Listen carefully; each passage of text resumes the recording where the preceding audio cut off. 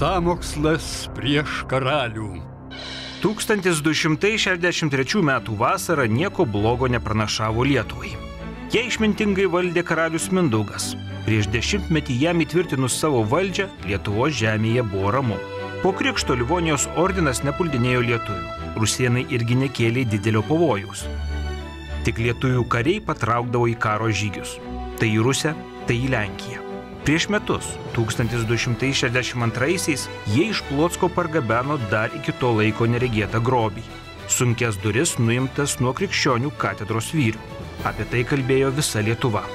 Tik senoliai prisiminė sunkius bado metus, kai dėl vasaros karščio ar žiemos šalčių neprinokdavo ne tik rugiai, bet ir neaugdavo ropės, o miškuose bitės mažai atnešdavo medaus. Tikriausiai daugelis vylėsi, kad toks gyvenimas tęsis kuo ilgiau. Deja, 1263 metų rugsėjį per Lietuvą nuvilnijo žinia.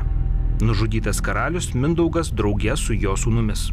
Kas išdrįso suorganizuoti sąmokslą prieš Lietuvos valdovą Mindaugą?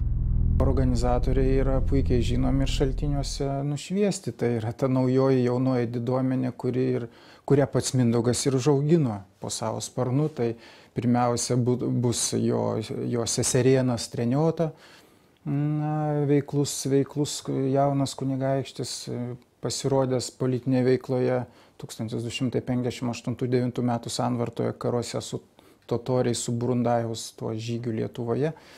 Taip pat Daumantas Svainis, žmonos sesers vyras. Kodėl Treniota norėjo nužudyti savo dėdę? Kokios priežastys lėmė, kad jis ryžosi tokiam žingsniui? Makro priežastys tai visada sakomos paprastos: kova dėl valdžios.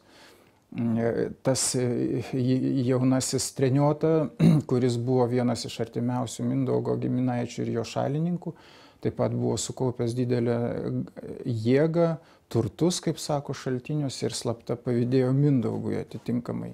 Jam galimybės sėsti į dėdės sostą nebuvo jokios, kadangi Mindaugas turėjo sūnų ir dar būdamas krikščionimi, valdydamas krikščionišką karalystę, buvo išsirūpinęs iš popiežiaus leidimą karūnuoti savo sūnų antruoju Lietuvos karaliumi po Mindaugo mirties. Kaip buvo suorganizuotas sąmokslas? Viskas prasidėjo nuo Mortos mirties. Mindaugas į žmonas paima jo seserį, kuri jau buvo ištekėjusi už Daumanto. Anot metraščių, tai buvo velionės Mortos noras, kad svetima moteris neskriaustų vaikų. Sunku pasakyti, ar tai buvo kokie nors šeiminiai vedybiniai santykiai, ar tikrai čia buvo tik globos klausimas, tačiau Daumantas buvo mirtinai įžeistas. Mindaugas savo pajėgas pasiunčia prieš Brensko kunigaikštį Romaną. Su jomis turėjo žygiuoti ir Daumantas. Šis iš kariuomenės pasišalino pasinaudodamas gudrybę.